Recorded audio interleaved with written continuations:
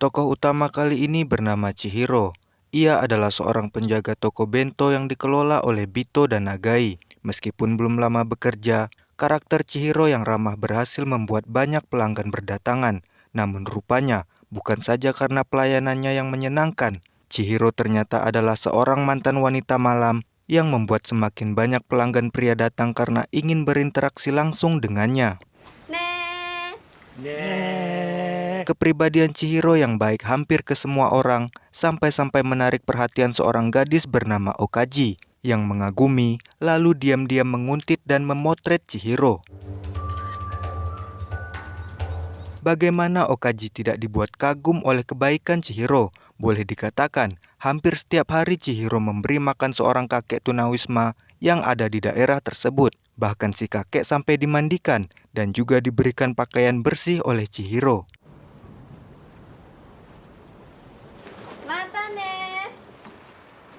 Sementara itu sekilas Okaji terlihat seperti gadis biasa, namun sebenarnya ia adalah gadis yang memiliki luka batin dan tak benar-benar bisa menikmati momen bersama teman-temannya. Kesedihan itu berasal dari rumahnya. Ayah Okaji diketahui adalah orang yang keras. Ibu Okaji pun sangat takut dan selalu memihak kepada suaminya itu, yang pada intinya Okaji tumbuh dalam keluarga yang otoriter, kaku, dan penuh dengan tekanan.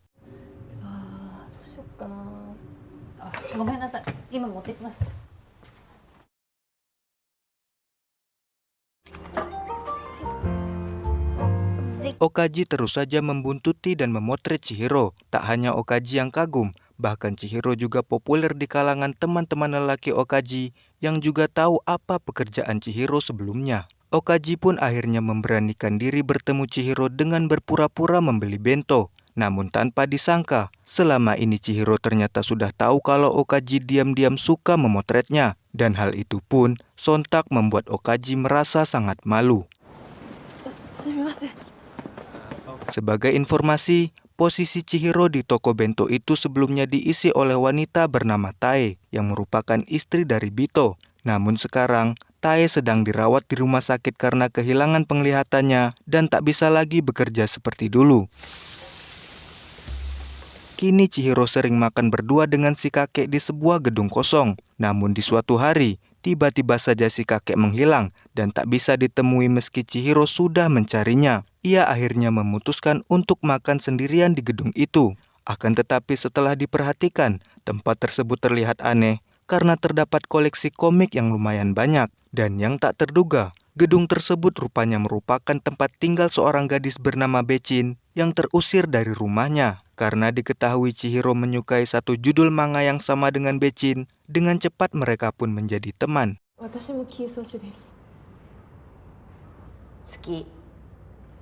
Chihiro yang baik hati dan menyenangkan seolah menarik banyak orang untuk menjadi teman dalam hidupnya. Namun tak hanya karakter baru yang mulai bermunculan, seorang teman lama bernama Basil pun juga ikut datang menemui Chihiro. Lama tak bertemu, Basil menceritakan bahwa ia baru saja ditipu. Uangnya untuk membuka toko dibawa kabur, dan sekarang ia harus memulai lagi dari awal. Chihiro pun menenangkan Basil dan akan selalu membukakan pintu kapanpun Basil memerlukannya.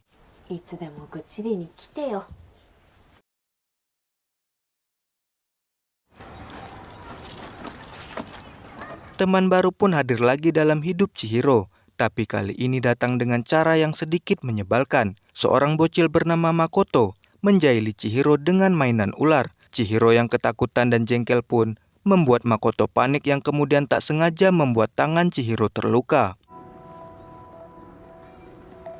Makoto yang aslinya adalah bocil usil dan tengil pun kemudian ciut karena merasa bersalah telah menyakiti tangan Chihiro. Oleh karena Makoto menyesal dan berani mengakui kesalahannya itu, Chihiro pun kemudian mentraktir bento untuk Makoto. Akhirnya, di sebuah kesempatan, Okaji memberanikan diri untuk mendekati Chihiro. Meskipun ia sudah melawan rasa canggungnya, tak banyak yang bisa Okaji utarakan karena ia sangat pemalu. Tapi untunglah, Chihiro bisa paham kalau Okaji sebenarnya kesepian dan sangat ingin berteman dengannya.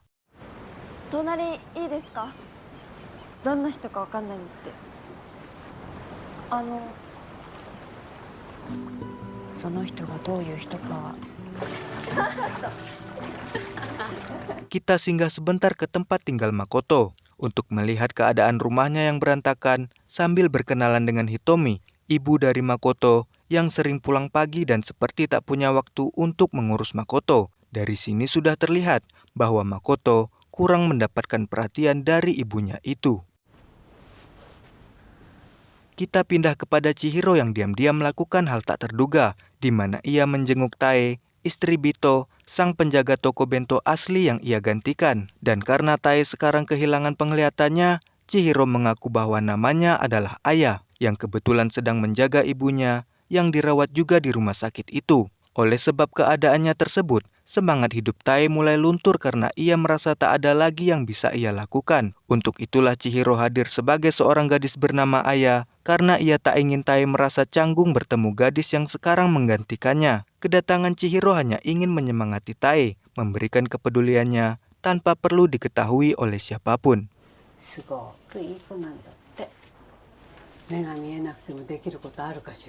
Seiring berjalannya waktu, si kakek yang biasa Chihiro berikan makanan itu pun benar-benar tak pernah terlihat lagi.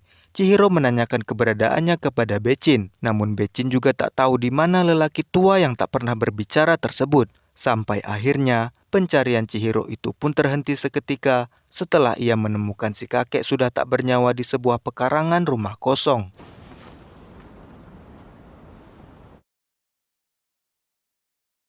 Singkat cerita, di sebuah festival, Chihiro tak sengaja bertemu dengan Utsumi, mantan bosnya di industri dunia malam dulu yang kini sudah berhenti. Utsumi kini beralih menjalankan bisnis toko ikan, dan pertemuan tak terduga tersebut semakin menambah deretan orang-orang baik yang datang menemani hidup Chihiro.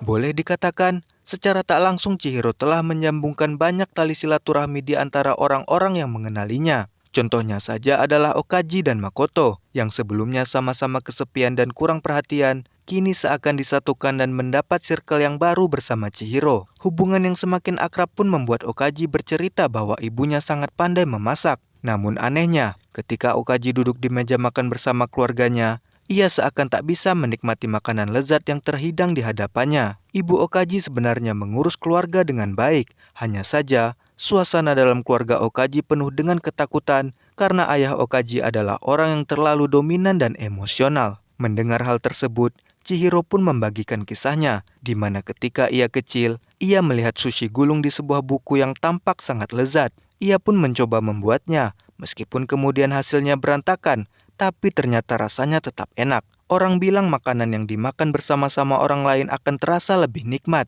Namun menurut Chihiro, justru terkadang makan dengan orang-orang tertentu malah membuat makanan lezat tak bisa dinikmati. Pernyataan tersebut menunjukkan bahwa Chihiro paham betul apa yang dirasakan Okaji ketika di rumah. Dan seakan tak ingin kalah, Makoto pun tiba-tiba menyaut dan berkata bahwa mie goreng buatan ibunya sangatlah lezat. Meskipun kita tahu, sebenarnya ibu Makoto tak punya banyak waktu mengurus Makoto, dan kata-kata Makoto barusan mengisyaratkan bahwa ia sangat merindukan perhatian ibunya. Meski Okaji dan Makoto sama-sama kurang merasakan kasih sayang di rumah, namun mereka cukup beruntung bisa bertemu Chihiro, karena justru di luar rumahlah Okaji dan Makoto bisa merasakan hangatnya perhatian dan belajar menjalin hubungan yang baik antar manusia.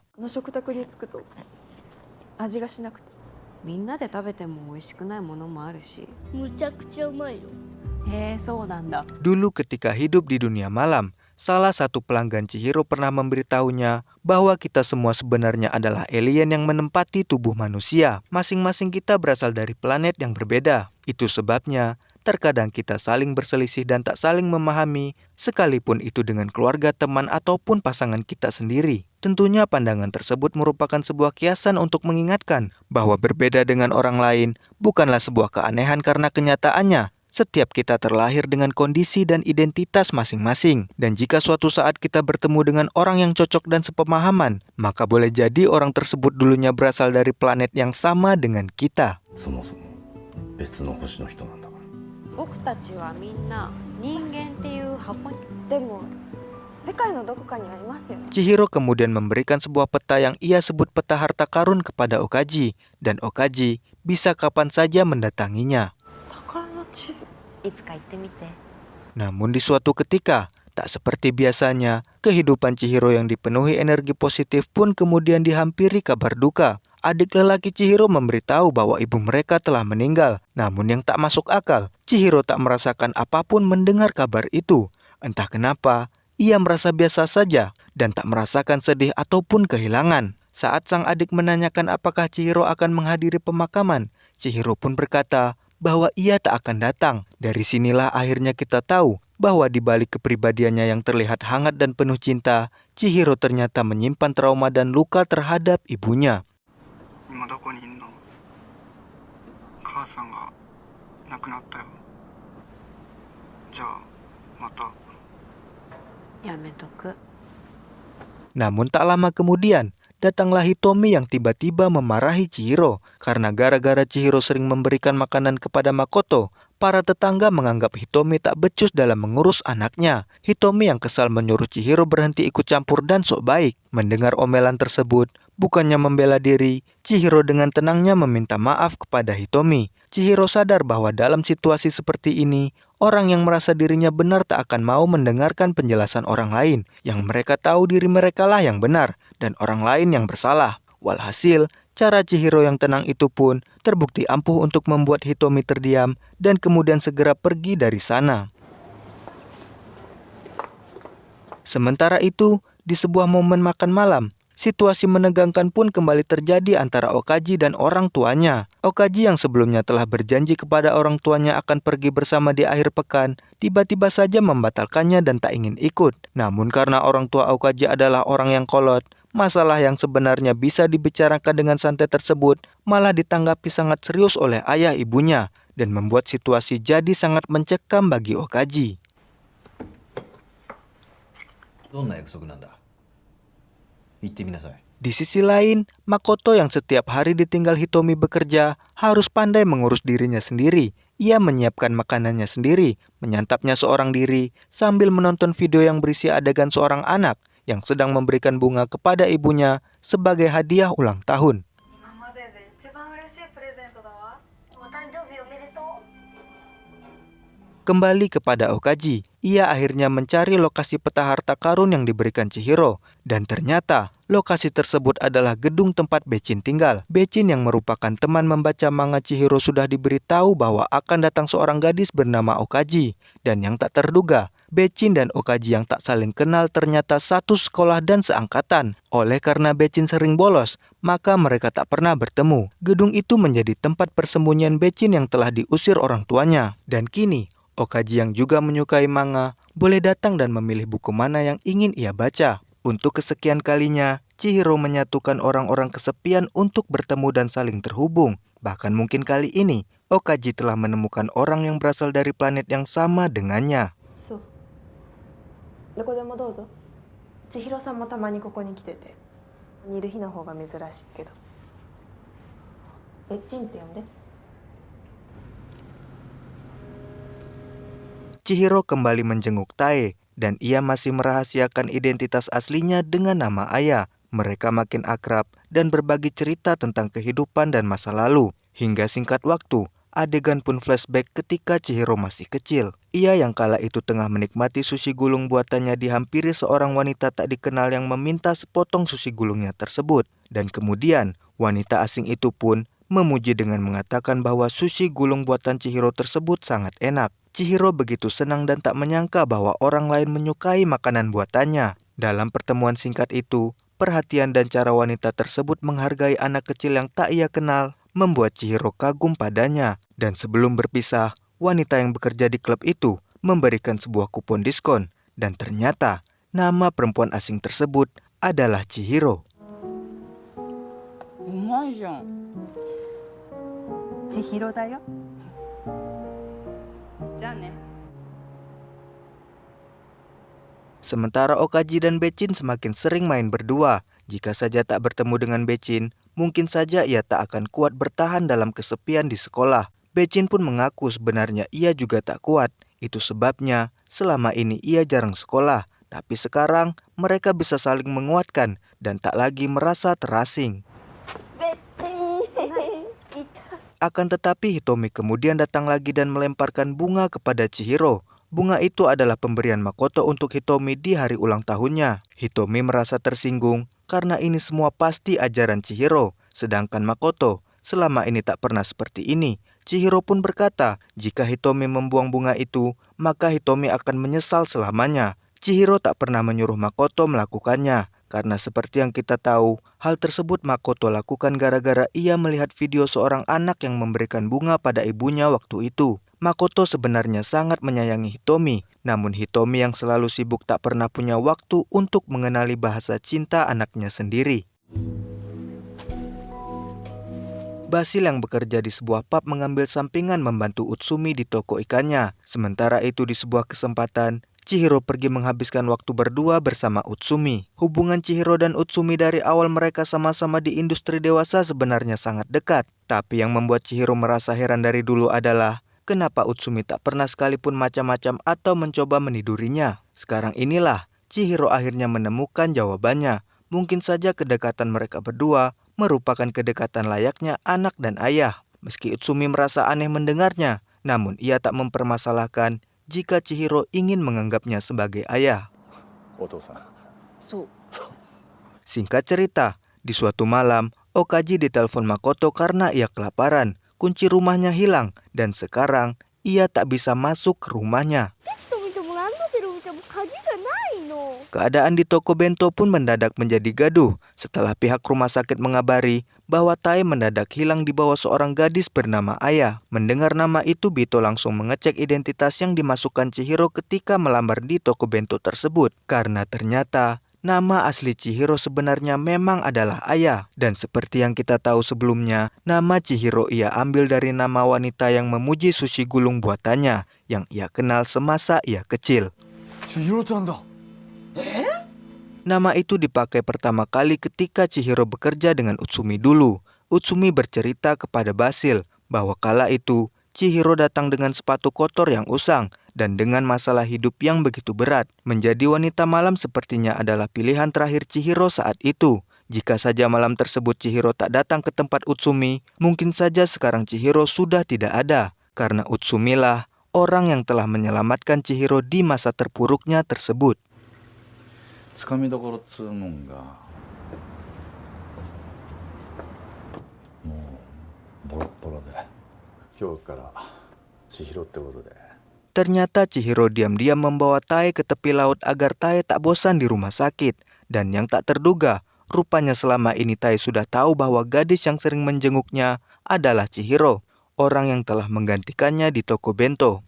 Meskipun ia tak bisa melihat, namun intuisinya kini sangat kuat. Dan yang tak kalah mengejutkan, ketika Tae masih sehat, rupanya Tae pernah bertemu Chihiro yang mampir membeli bento. Tae adalah orang yang tak memandang rendah Chihiro meski tahu ia adalah mantan wanita malam. Bahkan dengan murah hati, Tae memberikan Chihiro ayam goreng gratis. Kebaikan Tae kala itu membuat Chihiro yakin bahwa Tae adalah orang kedua yang ia rasa berasal dari planet yang sama dengannya. Karena orang pertamanya adalah Chihiro yang asli.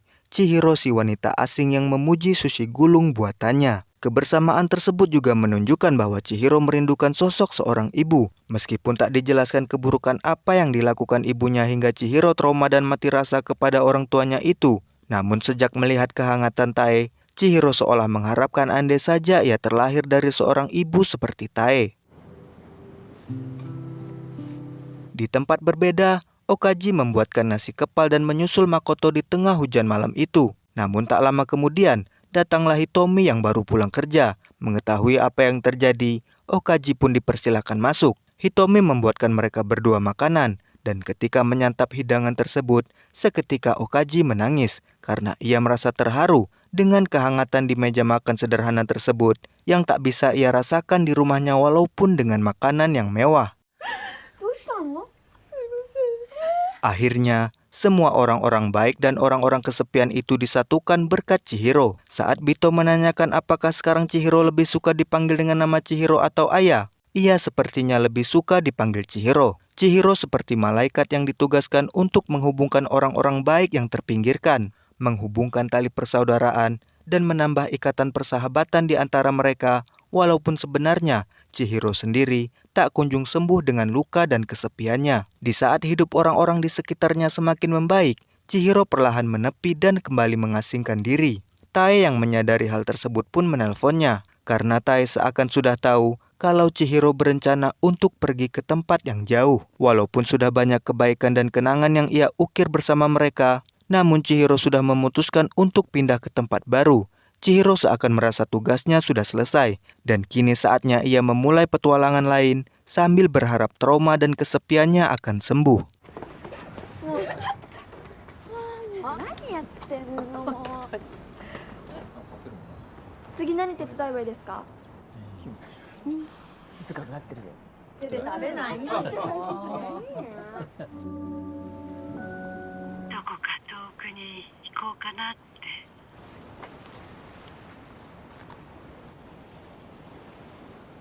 Chihiro sekarang berprofesi sebagai peternak sapi, dan sekarang backgroundnya sudah berubah. Ia bukan lagi mantan wanita malam, kini Chihiro adalah mantan penjaga toko bento. はいこっちだよそれ服だからさただのお弁当屋さんです